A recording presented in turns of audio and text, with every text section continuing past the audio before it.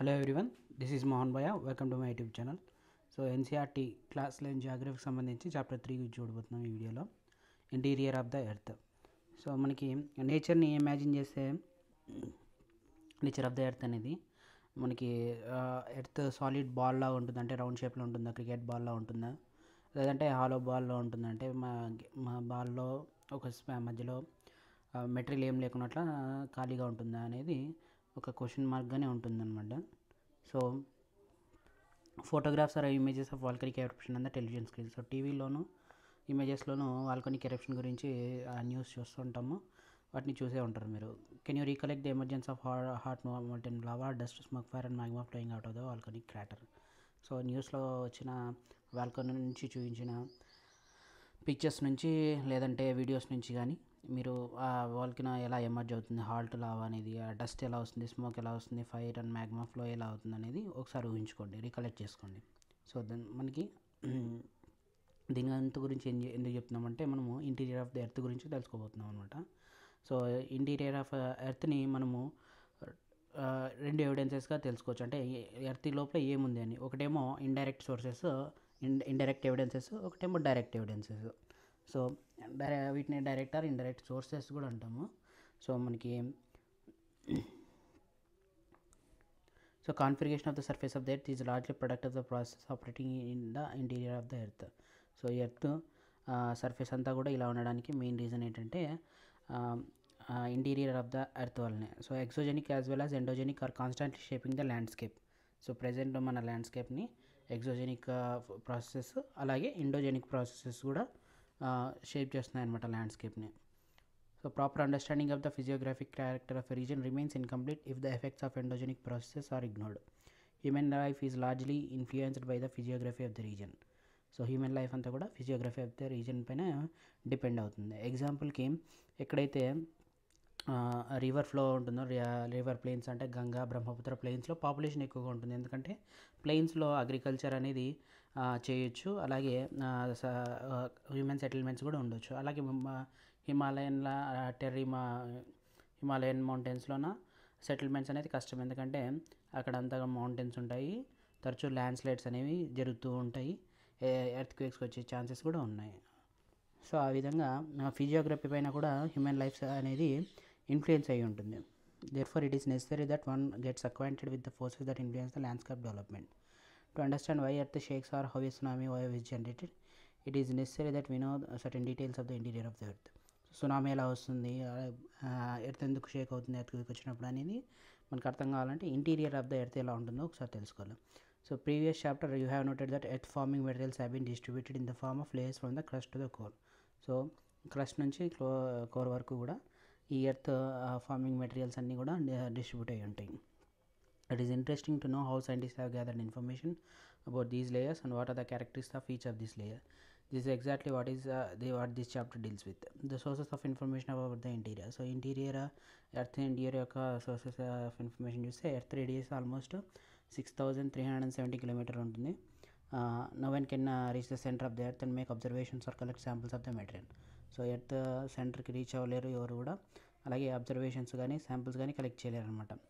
అలాంటి కండిషన్స్లో how scientist tell about the earth's interior and type of material that exist at such depths. So scientist అలా అక్కడికి ఎవరు reason ప్లేస్లో ఎలా డిస్కవర్ చేస్తారు అంటే ఎర్త్స్ ఇంటీరియర్ ఎలా ఉంది, ఏ మెటీరియల్తో మేడప్ అయింది అని చెప్తారంటే ఈ నాలెడ్జ్ అంతా కూడా ఎస్టిమేట్స్, ఇన్ఫరెన్సెస్ పైన ఉంటుందన్నమాట. అంటే ఈ విధంగా ఉంటుంది, ఈ విధంగా ఇన్ఫర్ చేయొచ్చు అని ఏదైతే మెటీరియల్ని గ్యాదర్ చేశారో వాటిపైనే ఉంటుంది. ఎగ్జాక్ట్గా ఇదే ఉంది, ఇలాగే ఉంది అని చెప్పలేమన్నమాట. At part of information is obtained through direct observation and analysis of material. So some part ఏమో డైరెక్ట్ అబ్జర్వేషన్ నుంచి కలెక్ట్ చేసుకున్న ఇన్ఫర్మేషన్, ఇంకోటేమో మెటీరియల్స్ని, అక్కడున్న మెటీరియల్స్ని అనాలిసిస్ చేసి ఈ విధంగా ఉండిండొచ్చు, టెంపరేచర్ ఈ విధంగా ఉండిండొచ్చు, మెటీరియల్ ఇది ఉంటుంది అని అనాలిసిస్ చేస్తారన్నమాట. సో ఎర్త్స్ ఇంటీరియర్ యొక్క డైరెక్ట్ సోర్సెస్ చూస్తే మెయిన్గా మనకి ఇవన్నీ కూడా mostly easily available solid earth material is surface rock or the rocks we get from mining areas. So mining areas నుంచి అవైలబుల్ ఉన్న రాక్స్ని అనాలిసిస్ చేసి ఏ విధంగా ఉండింది ఎర్త్స్ ఇంటీరియర్ అని అనలైజ్ చేయొచ్చు అనమాట. మనకి దాంట్లో భాగంగా gold mines in South Africa are as deep as 3 to 4 kilometre. So mines South ఆఫ్రికాలో ఉన్న gold mines 3 to 4 kilometres depth ఉంటుంది. తర్వాత మనకి వేరే మిషన్స్ కూడా ఉన్నాయి దానికంటే ఎక్కువ డెప్త్ పైన సైంటిస్ట్ ఎక్స్ప్లోరేషన్స్కి యూజ్ చేసిన వాటికి ఆ క్రస్ట్లో ఉన్న లేయర్స్ పైన అనాలిసిస్ చేయడానికి కొన్ని ప్రాజెక్ట్స్ కూడా చేశారనమాట. సైంటిస్ట్ వాళ్ళు working on 2 major projects like deep ocean drilling project, అంటే డీప్ ఓషన్లో ఏముంటుంది అని డీప్ ఓషన్ డ్రిల్లింగ్ ప్రాజెక్ట్ ఒకటి, అలాగే ఇంటిగ్రేటెడ్ ఓషన్ డ్రిల్లింగ్ ప్రాజెక్ట్ ఒకటి, ఇలా 2 ఉన్నాయి. అలాగే ఇంకోటి డీపెస్ట్ డ్రిల్ ఇప్పటివరకు ఏదంటే ఈ ఆర్కిటిక్ ఓషన్లో 12 కిలోమీటర్ వరకు రీచ్ అయిందనమాట. సో ఎట్సీ యొక్క 12 కిలోమీటర్ వరకు కూడా డీపెస్ట్ డ్రిల్ వచ్చేసి drill at Kola in Arctic ocean. These and many deep drilling projects have provided large volumes of information through the analysis of materials collected at different depths. So different depths మన 12 kilometre depth ఉన్నప్పుడు so first కిలోమీటర్లో ఏ material ఉంది, ఎలాంటి conditions ఉన్నాయని, అలాగా 12 kilometres వరకు కూడా ఆ డెప్త్లో ఉన్న మెటీరియల్స్ అవైలబుల్ని బట్టి సో ఏ విధంగా ఉండింది మెటీరియల్ అంతా అని అనాలిసిస్ చేస్తారు. So volcanic eruption forms another source of obtaining. So ఒకటేమో మైనింగ్ డైరెక్ట్ సోర్స్, ఇంకోటేమో వాల్కనిక్ ఎరప్షన్. వాల్కనిక్ ఎరప్షన్ అన్నప్పుడు లోపల ఉన్న మ్యాగ్మా మోల్టన్ మెటీరియల్ అంతా కూడా లావాగా బయటకు వస్తుంది. సో ఆ లావాని అనాలిసిస్ చేసి లోపల ఉన్న మెటీరియల్ ఏంటి, ఇంటీరియర్ ఆఫ్ ద ఎర్త్ ఏంటని కనుక్కోవచ్చు అనమాట. ఇండైరెక్ట్ సోర్సెస్ చూస్తే మనకి analysis of proper properties of matter indirectly provides information about the interior. We know through the mining activity that temperature and pressure increases with increasing distance from the surface towards the interior in deep depths. Moreover, it is also known that the density of the material also increases with depth. So earth mining activity ద్వారా temperature అలాగే pressure increase అవుతుంది. Distance లోపలికి ఇంకా mining చేసుకుంటూ వెళ్ళే కొద్దీ ఆ density of the material కూడా డెప్త్గా వెళ్ళే కొద్దీ ఇంక్రీజ్ అవుతుంది, టెంపరేచర్ కూడా ఇంక్రీజ్ అవుతుంది. It is possible to find the rate of change of these characteristics knowing the total thickness of the earth. Scientist have estimated the value of temperature, pressure and density of materials at different depths. So ఇలా డీప్కి వెళ్ళే కొద్దీ so certain conditions దగ్గర so అక్కడున్న temperature, pressure, density of మెటీరియల్స్ని different డెప్త్స్లోనే analysis చేసి estimate చేస్తారు అన్నమాట. So the details of these characteristics with reference to each layer of the interior are discussed later in this chapter. So another source of information are the meteors. So ఆకాశంలో నుంచి పడే meteors ఇవన్నీ కూడా so that reaches the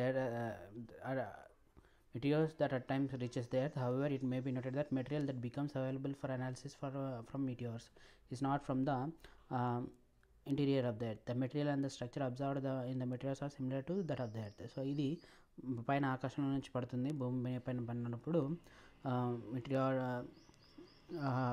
ఈ information ఏదైతే అక్కడ gather చేస్తామో materials నుంచి సో ఆ మెటీరియల్ ఎర్త్ మెటీరియల్ సిమిలర్గా ఉంటుంది, కానీ అది ఎర్త్ నుంచి వచ్చిన మెటీరియల్ కాదు, స్పేస్ నుంచి వచ్చిన material. They are solid bodies developed out of material same as similar to our planet. Hence this becomes at another source of information about the interior of the earth. ఇది ఇంకొక interior of earth ఎలా ఉందని తెలుసుకోవడానికి ఒక source అనమాట. Next the other indirect sources include gravitation, magnetic field and seismic activity. So gravitation, magnetic field, seismic activity నుంచి కూడా so earth's interior తెలుసుకోవచ్చు అనమాట. The gravitation force is not at the same at different latitudes and the surface. So surface పైన different latitudes, different heights పైన gravity అనేది సేమ్గా ఉండదు. Greater ఉంటుంది పోల్స్ దగ్గర, అలాగే ఈక్వేటర్ దగ్గర అయితే గ్రావిటీ లెస్గా ఉంటుంది. This is because of the distance from the centre at the equator being greater than at the poles. So poles కంటే సెంటర్ దగ్గర డిస్టెన్స్ ఎక్కువగా ఉంటుంది. So the gravity value also differs according to the mass of material. So mass of material పైన కూడా gravity అనేది differ అవుతుంది. So the uneven distribution of mass of material within the earth influences this value. The reading of gravity at different places is influenced by many other factors. So gravity different ప్లేసెస్లో influence అవుతుంది వేరే factors ద్వారా. So these readings differ from the expected value such as a difference is called gravity anomaly. So ఇది కూడా ఈ readings అన్నీ కూడా differ అవుతూ ఉంటాయి ఎక్స్పెక్టెడ్ వాల్యూస్ నుంచి.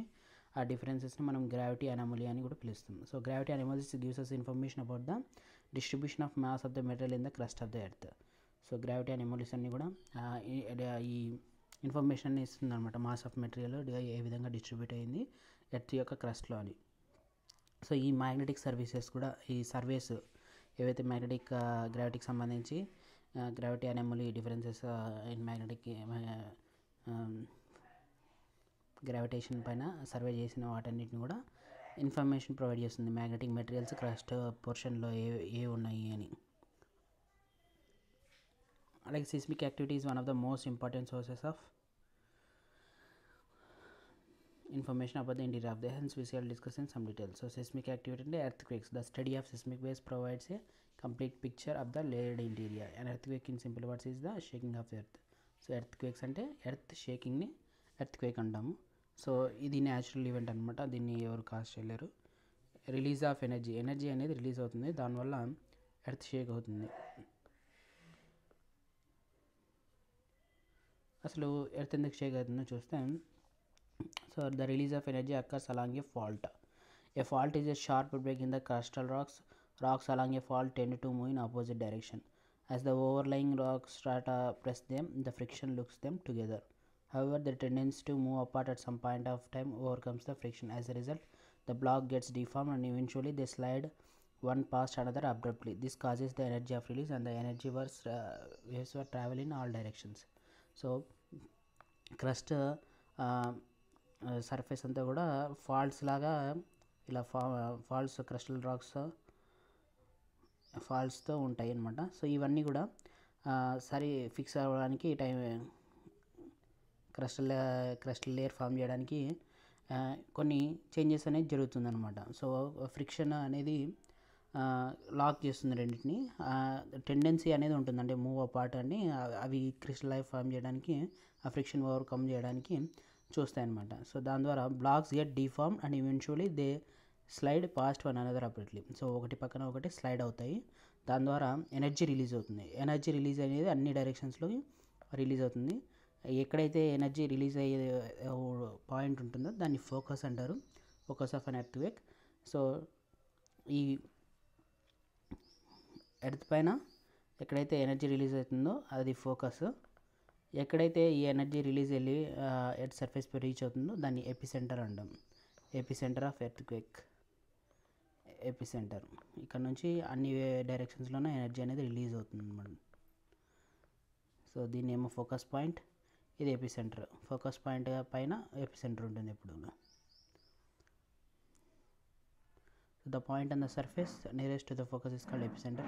It is one to experience the waves. It is a point directly above the focus. Next, earthquake waves. Earthquake waves అనేవి all natural earthquakes takes place in the lithosphere. Lithosphere-లోనే ఉంటాయి అన్నీ కూడా. So you will learn about different layers of the earth later in this chapter.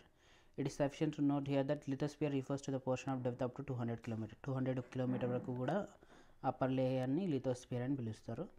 So ఈ ఎర్త్క్వేక్స్ని instrument use చేస్తారు, దాన్ని seismograph అంటారు. So ఇది వేవ్స్ని ఏవైతే ఎర్త్ సర్ఫేస్కి రీచ్ అవుతుందో వాటన్నిటిని కూడా రికార్డ్ చేస్తుంది. So curve of earthquake was recorded and the seismograph is given figure 3.1. So ఈ విధంగా ఎర్త్క్వేక్స్ అనేది సిస్మోగ్రాఫ్ రికార్డ్ చేస్తుంది.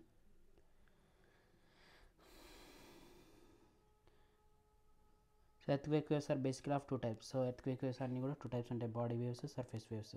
So body waves are generated due to the release of energy at the focus and move in all directions travelling through body of the earth. So body waves అన్నీ కూడా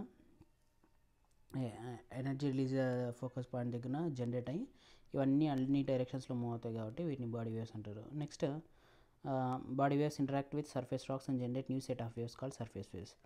so focus దగ్గర నుంచి generate అయ్యే అన్ని body waves, అన్ని body మొత్తం reach అవుతుంది. Body reach epicentre reach అయిన తర్వాత, సర్ఫేస్ రీచ్ అయిన తర్వాత అక్కడ నుండి సర్ఫేస్ వేవ్స్ అనేవి ఫార్మేషన్ జరుగుతుంది. సర్ఫేస్ పైన మొత్తం కాదు, సర్ఫేస్ రాక్స్ ఇంటరాక్ట్ అయిన తర్వాత సో సర్ఫేస్ వేవ్స్ అని అంటారు. So these waves move along the surface. The velocity of waves changes as they travel through materials with different densities. So the denser the material, the higher its velocity. The direction also changes as they reflect or refract when coming across materials with different densities. So different densitiesలో ఉన్నప్పుడు కొన్ని waves reflect అవుతాయి, refract అవుతాయి. So ఈ విధంగా denser material కూడా higher velocity ఉన్నవి కూడా ఈ వేవ్స్ని ఇన్ఫ్లుయెన్స్ చేస్తాయి. Next 2 types of body waves ఉంటాయి. సో బాడీ వేవ్స్ అంతా 2 types ఉంటాయి.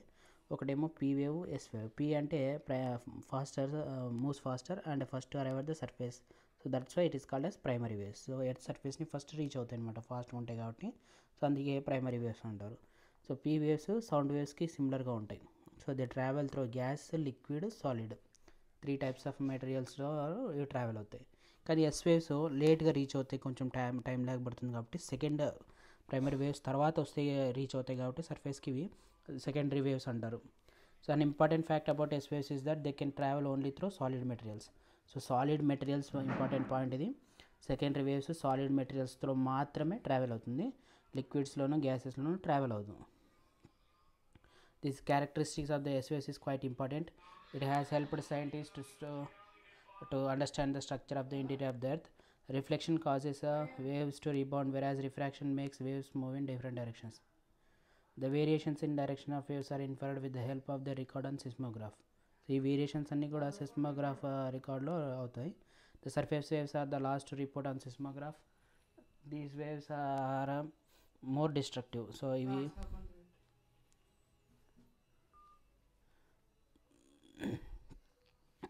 the surface waves are the last to report on seismograph. Surface waves seismograph పైన లాస్ట్ ఉంటాయి రికార్డ్ అవ్వడంలో. This waves are most destructive, ఎక్కువ డిస్ట్రక్టివ్ అనమాట ఇవి. They cause displacement of rocks అంటే సర్ఫేస్ పైన ఉన్న రాక్స్ని డిస్ప్లేస్ చేస్తాయి, దాని ద్వారా సర్ఫేస్ లేయర్ అంతా కూడా డిస్టర్బ్ అవుతుంది. అందుకే మనకి బిల్డింగ్స్ కానీ కొలాప్సెస్, స్ట్రక్చర్స్ డెవలప్మెంట్ మొత్తం కూడా ఎఫెక్ట్ అవుతుంది. అందుకే వీటిని డిస్ట్రక్టివ్ వేవ్స్ అని అంటాం. Next propagation of earthquakes. Different types of earthquakes travel in different manners.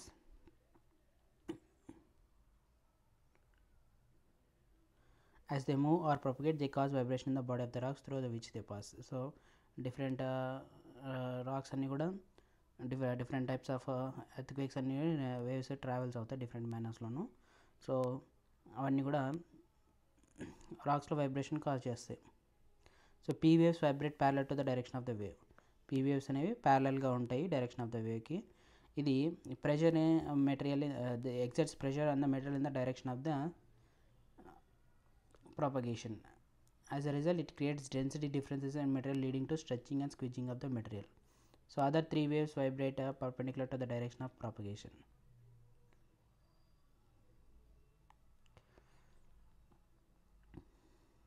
The direction of vibration of S waves is perpendicular to the wave direction. So direction of vibrations S waves అనేవి కూడా wave డైరెక్షన్కి vertical ప్లేన్గా ఉంటాయి. Hence they create troughs and crust in the material through which they pass. So surface waves are considered to be the most damaging waves. So surface waves అనేది most damaging waves. Next emergency of shadow zone. So ఎందుకు ఈ shadow zones form అవుతాయని చూస్తే మనకి earth material different type of material ఉంటుంది. So P waves ఏమో primary waves, so gases, liquids, solid మెటీరియల్స్లో travel అవుతుంది. సెకండరీ వేవ్స్ ఏమో ఓన్లీ సాలిడ్ మెటీరియల్స్లో ట్రావెల్ అవుతుంది. సో అందుకే షాడో జోన్ ఫార్మేషన్ అనేది జరుగుతుంది. అవి చూస్తాము ఇప్పుడు. Earthquakes get record in seismograph located far off locations. However there exist some specific areas where the waves are not reported. Such zone is called shadow zone. ఎక్కడైతే waves reach అవునో ఆ జోన్ని shadow zone అంటారు అనమాట. Study of different events reveals that for each earthquake there exist an alternate altogether different shadow zone. So shadow Jones of P and yes waves can be seen here. So మనకి primary waves ఈ shadow జోన్లో 105 to 145 degrees shadow zone ఉంటుంది P వేవ్స్కి. అంటే ఇక్కడ P waves travel అవ్వవు. Yes వేవ్స్కి so 105 నుంచి 105 వరకు ఉంటుంది. సో ఇక్కడ ఎస్ వేవ్స్ అనేవి ట్రావెల్ అవ్వవు.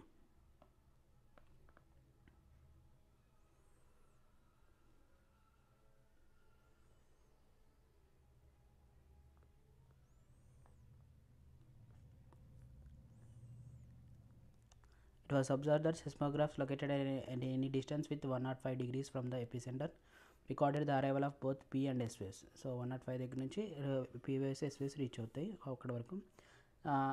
సెస్మోగ్రాఫ్స్ లొకేటెడ్ బియాండ్ 105 degrees. సో ఇక్కడ 105 degrees బియాండ్ ఉన్నవన్నీ కూడా record the arrival of P waves but not the S waves. S waves record అవ్వవు. Thus a zone between 105 to 145 from the epicenter was identified as the shadow zone of the both types. So 105 నుంచి 104 వరకు 145 వరకు కూడా ఇది both వేవ్స్కి both టైప్స్కి shadow zone అనమాట, P వేవ్స్కి ఎస్ వేవ్స్కి.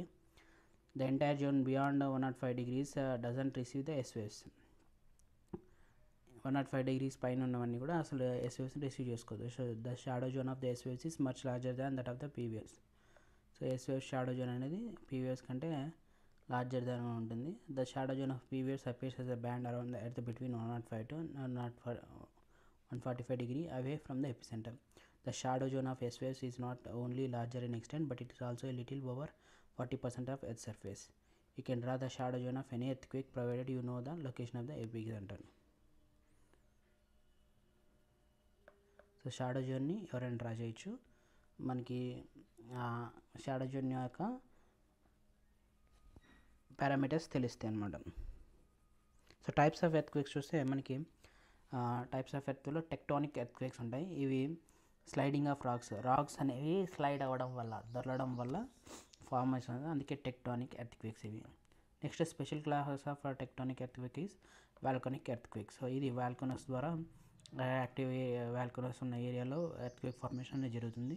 సో అందుకే వాటిని వాల్కనిక్ ఎర్త్క్వేక్స్ అని పిలుస్తున్నాం. Next in the areas of intense mining activity ఎక్కువ జరుగుతున్న రీజన్స్లోన ఆ మైనింగ్ యాక్టివిటీ ద్వారా మైన్స్ కొలాప్స్ అయ్యి మైనర్ ట్రెమర్స్ అవన్నీ కొలాప్సెస్ అనేది జరుగుతుందన్నమాట. సో దాన్ని కొలాప్స్ ఎర్త్క్వేక్స్ అంటారు.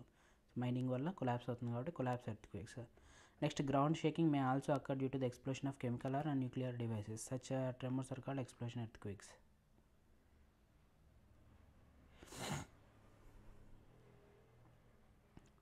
గ్రౌండ్ షేకింగ్ అనేది కూడా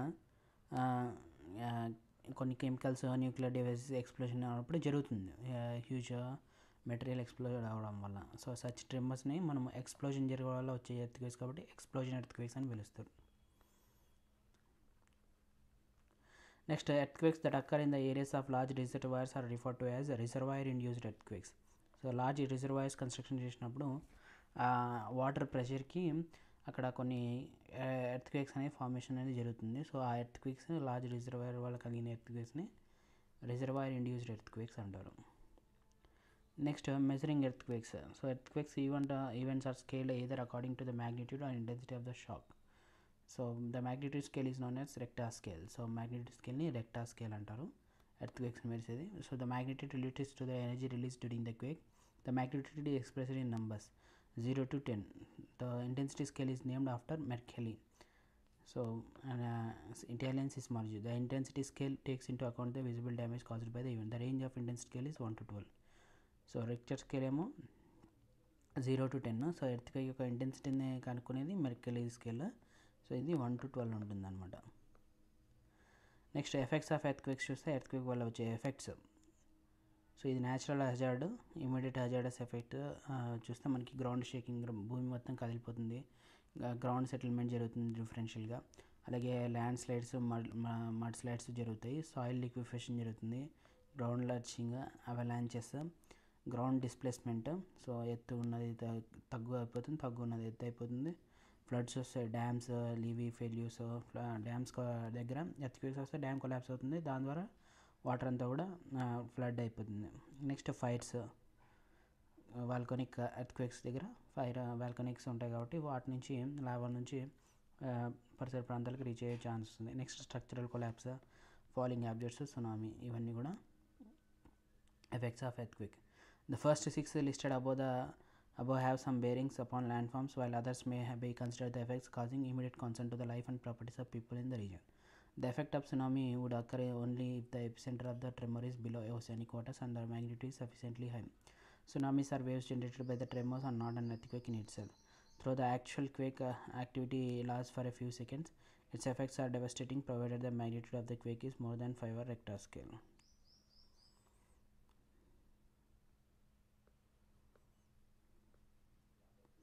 మనకి ఎర్త్క్వేక్ కలిగించిన విషాదాన్ని చూపించాను అనమాట.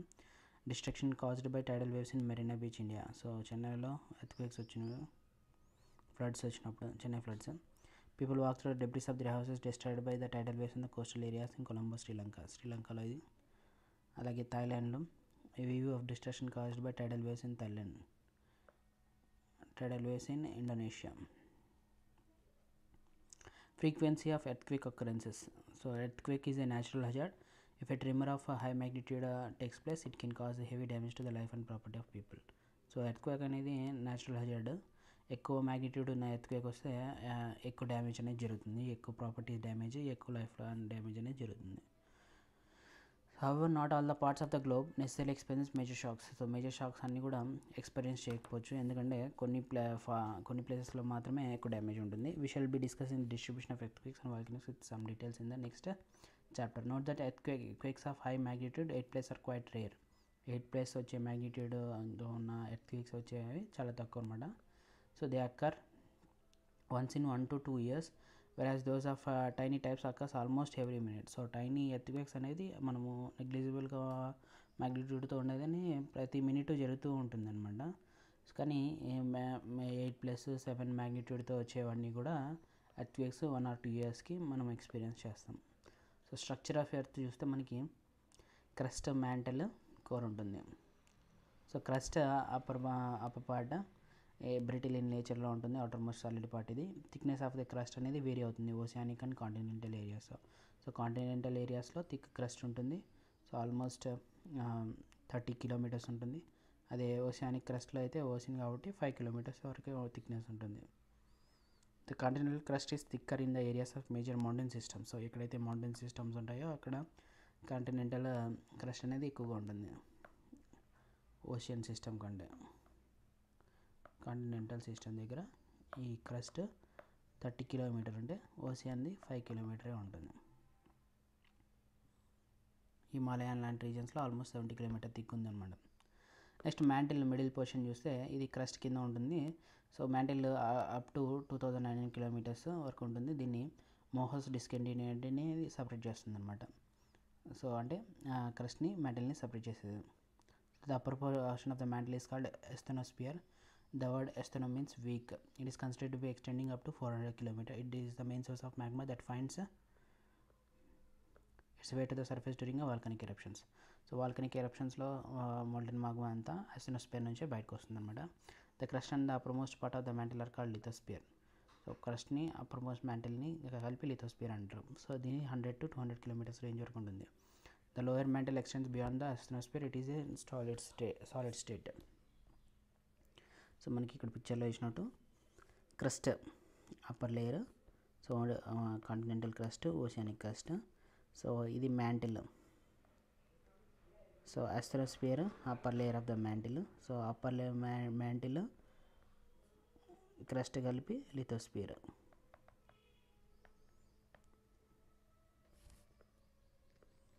The core as indicated earlier, earthquakes velocities help in understanding the existence of the core of the earth.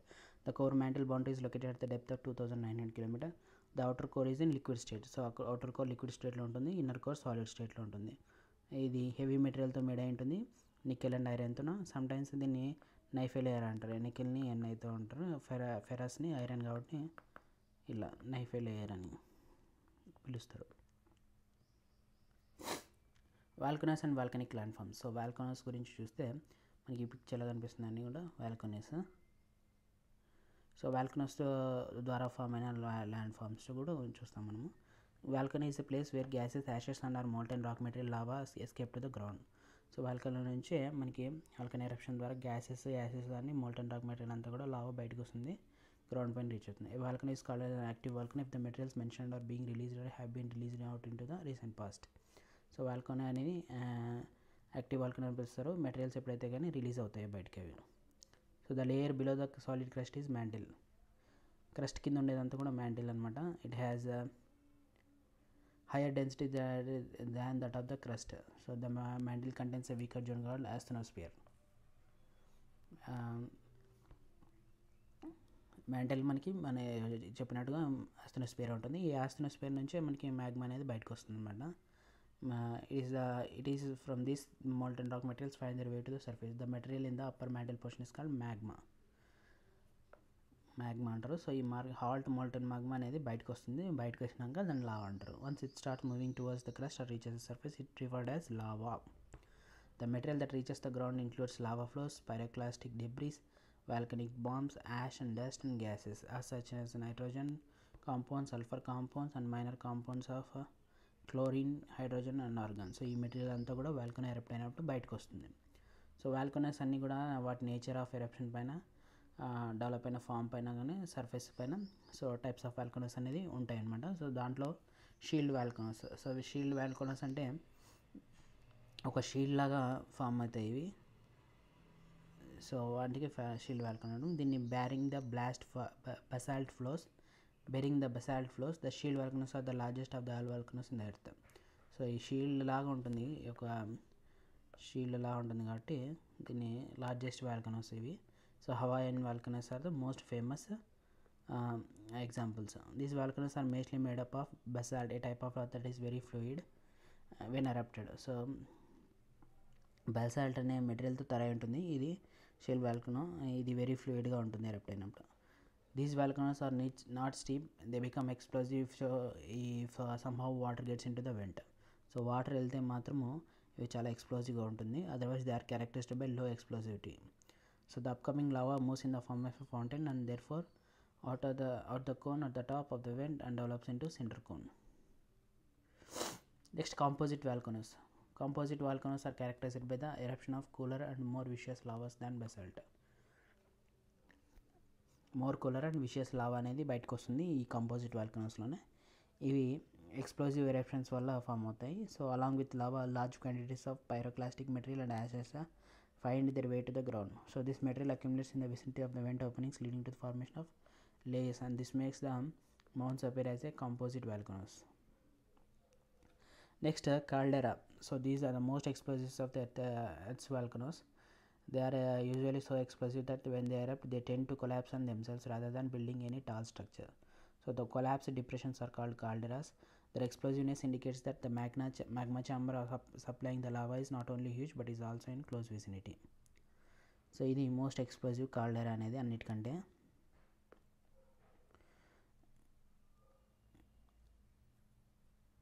ఇది ఎందుకు ఎక్స్ప్లోజివ్ అవుతుందంటే ఇది తన మామూలుగా బిల్డ్ చేసేవాళ్ళు దాని స్ట్రక్చర్స్ బిల్డ్ చేసే బదులు వాటి ఆ ఎరప్షన్ వల్ల కొలాప్స్ అవుతుంది అన్నమాట. సో ద కొలాప్స్ డిప్రెషన్స్ని కాల్డెరాస్ అంటారు అనమాట. So explosive nets indicate the magma chamber supplying the lava is not only huge but is also in close vicinity. So ఇది ఎందుకు డేంజర్ అంటే క్లోజ్ విసినిటీ ఏదైతే మ్యాగ్మా ఉండదో దగ్గరగా ఉంటుంది. సో దానివల్ల మ్యాగ్మా చాంబర్ సప్లైయింగ్ లావా అనేది క్లోజ్ ఉండడం వల్ల దీనికి మోస్ట్ ఎక్స్ప్లోజివ్ అనమాట. Next food basalt provinces. So these volcanoes outpour highly fluid lava that flows out of for long distance. Some parts of the world are covered by thousands of square kilometers thick basalt lava flows. There can be a series of flows with some flows attaining thickness of more than 50 meters. More than 50 meters thickness కూడా వస్తుంది అనమాట. Individual flows May extend for 100 kilometers. Deccan traps ఏవైతే ఉన్నాయో ఇండియాలో ప్రెజెంట్లో మహారాష్ట్ర ప్లాటిక్ ఆర్జెస్ని ఇవన్నీ కూడా basalt flood basalt provinces అనమాట. ఇవన్నీ కూడా ఆ వాల్కనోస్ నుంచి ఫామ్ అయినవి ఇవన్నీ. Initially the traps formation covered much large area than present.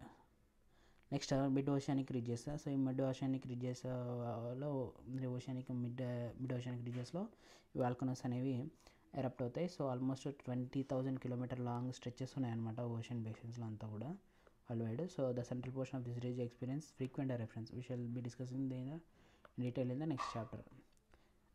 Next volcanic land forms.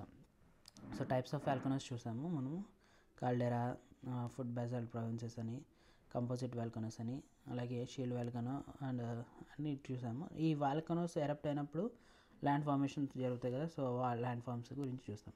So the intrusive forms చూస్తే the lava that is released during volcanic eruptions on cooling develops into igneous rock. The cooling may take place either on reaching the surface or also while the lava is still in crustal portion. Depending on the location of the cooling of the lava, igneous rocks are classified into volcanic rocks and plutonic rocks. So surface పైన ఇగ్నిషియస్ racks formation జరిగితే దాన్ని volcanic racks అంటారు. Crust లోపల జరిగితే దాన్ని plutonic racks అంటారు. So the lava that cools within the crustal portions assumes different forms. These forms are called intrusive forms. Some of the forms are shown in the figure. So ఇక్కడ మనకి కొన్ని ఫిగర్స్లో చూపించారు. So బ్యాథోలిత్ అనేది ఇలా form అవుతుంది. డైక్, లాకోలిత్, stock, still ఇవన్నీ కూడా volcanic formations.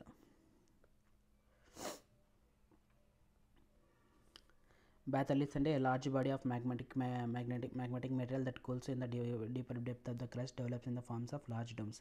They appear on the surface only after the denudation process remove over the overlying materials. They cover large areas and at times assume depth that may be several kilometers.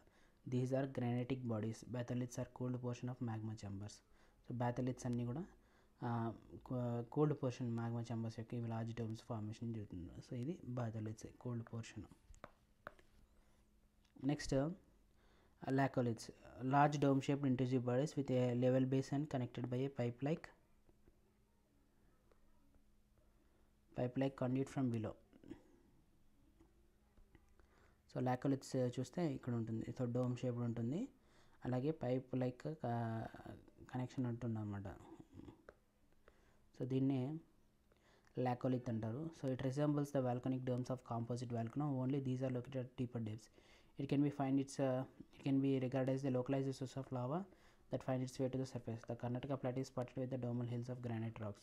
So కర్ణాటకలో కూడా ఈ granite రాక్స్తో కూడిన hills కనిపిస్తాయి అనమాట. Most of these now exfoliated and examples of laccoliths or పాథోలిథ్స్.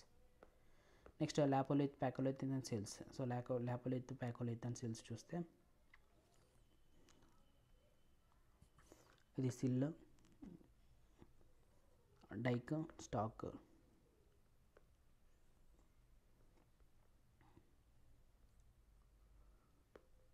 So lapolith, pacholith and silts, as when lava moves up, the portion of the same tend to move in a horizontal direction where it finds a weak plane. It may get rested in the different forms. So lava బయటకు వెళ్ళినప్పుడు ప్లేసెస్లోనే కొన్ని formation అనేది జరుగుతుంది అనమాట.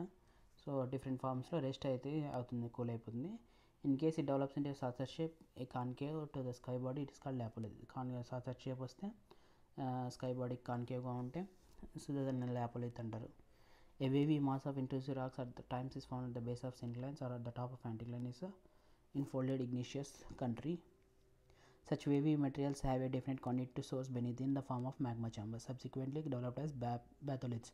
These are called phacolites. The near horizontal bodies of the intrusive igneous rocks are called sill or sheet. Sheet la formation is sill. Depending on the thickness of the material, the thinner ones are called sheets, and while the thick horizontal deposits are called sills. Dikes, when the lava makes its way through cracks and fissures developed in the land, it solidifies almost perpendicular to the ground. It gets cooled in the same position to develop a wall-like structure. Such structures are called dikes. These are the most commonly found intrusive forms in the western Maharashtra area. These are considered the feeders of the further eruptions that led to the development of Deccan traps. సో next చాప్టర్తో మళ్ళీ వేరే వీడియోలో కలుద్దాం. Thanks for watching. Do subscribe to my channel.